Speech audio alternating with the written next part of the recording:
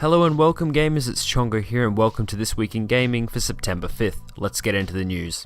So the very first bit of good news for Australian gamers is Left 4 Dead 2, the uncensored version, has been granted an R18 plus rating in Australia. Left 4 Dead 2 was refused classification in Australia at first.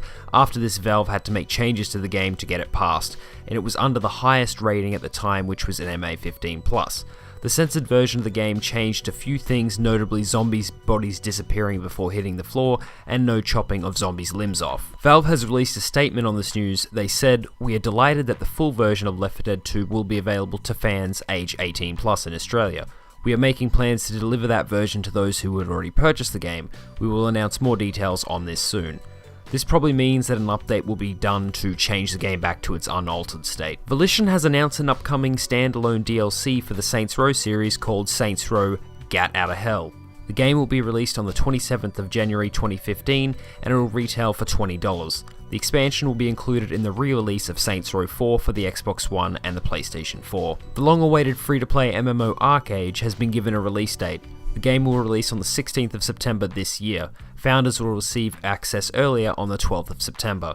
It'll be interesting to see how this game goes after launch and to see how well it can balance being a free-to-play game with sub-options and in-game shops. A very impressive indie game has been greenlit on Steam by Mountain Sheep called Hardland. Hardland is an upcoming open-world action-adventure RPG for PC.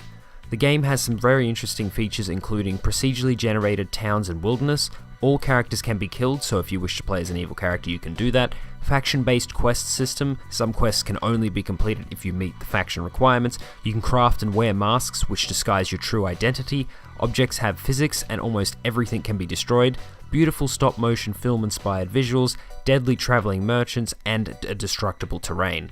If you want to check out more information on Hardline, there'll be a link in the description. Over 600 developers have signed a letter to the gaming community to end hateful speech, harassment, and to make the community a more inclusive place. This letter was most likely sparked by many recent controversies in the gaming industry with Zoe Quinn and the Phil Fish and the website incident. It seems that the gaming industry thinks that to be a gamer you are a hateful person. Hopefully over time they'll realize that the majority of the gaming community is just a group of people who play games and that's it. They don't harass anyone in the community. There's just a small minority of people who happen to be gamers and do these things and harass people in the community. Respawn Entertainment has updated Titanfall to include a Titan-free skirmish mode called Marked for Death. In this mode, one player is marked for death and all other players have to try and kill them. This mode is apparently very popular in Titanfall and is now a permanent game mode. EA is continuing to show support for its EA Access program on the Xbox One. Besides rolling out the service in new countries, they will be adding Need for Speed Rivals into the vault in the coming weeks. Need for Speed Rivals only launched in November last year, so it'll be interesting to see over time how often EA chooses to put certain games into the vault.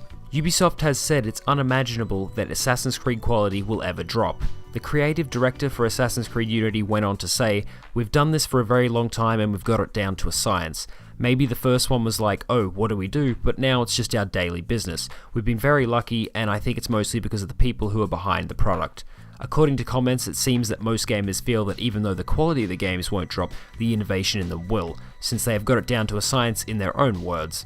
I think Ubisoft should look into more new IPs instead of just being known as those guys that make Assassin's Creed every year. Epic Games have announced that starting now, Unreal Engine 4 is free to use for college and universities.